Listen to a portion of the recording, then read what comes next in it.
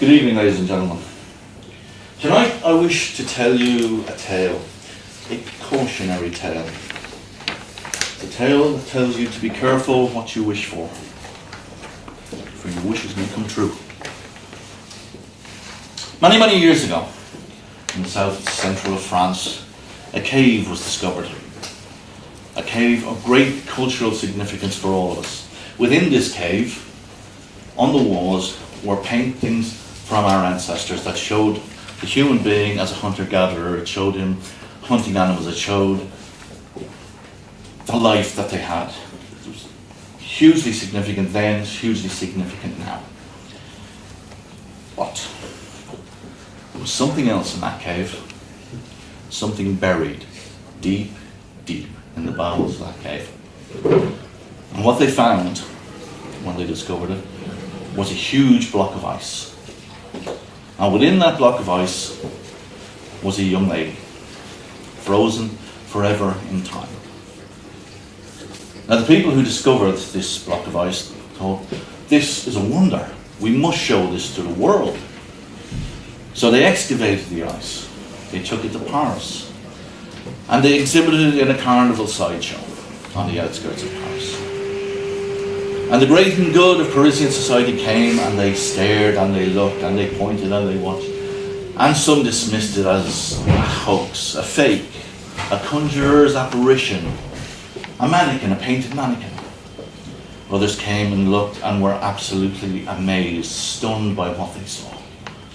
And they came in their thousands. What they didn't know, what they couldn't know, is that the young lady in the ice could see everything that was going on, could hear everything that was going on, and could understand everything that was going on. And the more she saw and the more she heard, the more she just wanted to be a part of that world out there, free of her prison of ice. One of the young people who came to see her every day was a man called Gaston. And Gaston was from a fairly well-to-do Parisian family. He wandered in and out of several professions without really settling on one, until he decided he'd try art and painting. And he found, to his surprise and to the surprise of very many other people, that he had quite an aptitude for it. And he was becoming one of the up-and-coming painters in Paris. Gaston came and looked at the lady, and he became besotted. He became entranced. He was enchanted by what he saw. He came every day. He brought his easel, his canvas, his brushes, his palette, his paints, and he sat and he would paint the lady in the ice. And as he would paint her, he would sit there and he would talk to her.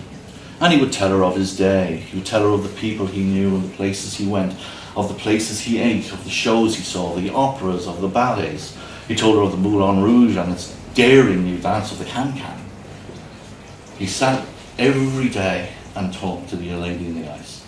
And the more he talked to her, the more he became besotted with the girl.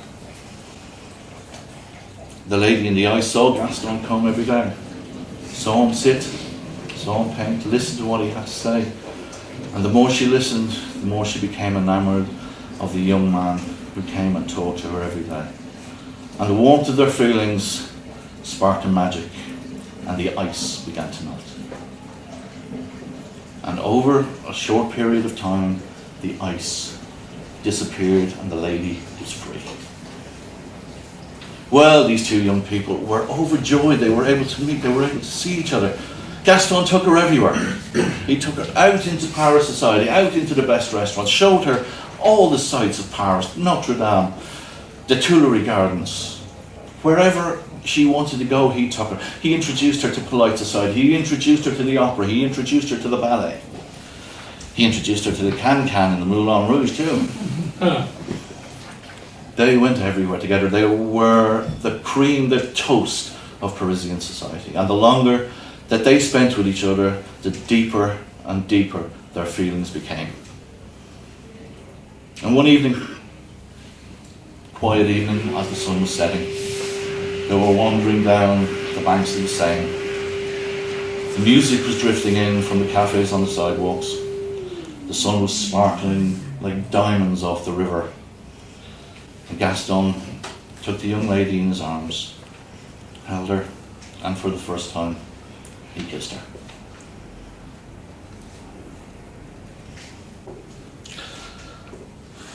They tell a tale in Paris of a carnival sideshow. And in this carnival sideshow, the freaks of human nature were displayed. You know, the bearded lady, the two-headed dog, the deformed people like the elephant man. And it is said that they had a young man encased in ice. A lot of Parisian society dismissed it. It's a fake, it's a hoax. It's a conjurer's apparition. It's a painted mannequin. And the great and good of Parisian society stayed away in their thousands. Except for one young lady who would come every day, and she'd come with her pad, and she'd come with her pencil, and she would sit, and she would sketch the man in the ice. And as she would sit there, she would tell him of her day, and of the people that she met, and the places that she ate, and the shows that she saw, and the operas. She never went back to the Moulin Rouge, she said. Mm-hmm. And at the end of every day, as the sun was going down, she would collect her stuff, quietly bid him au revoir, and go home. This continued for many months, until one day the young lady turned up, and the carnival was gone. Nowhere to be seen. She asked everywhere, she asked everybody. Nobody knew of a carnival that had been around. Nobody knew of a young man in the ice. Nobody knew of anything of the sort. The young lady was heartbroken.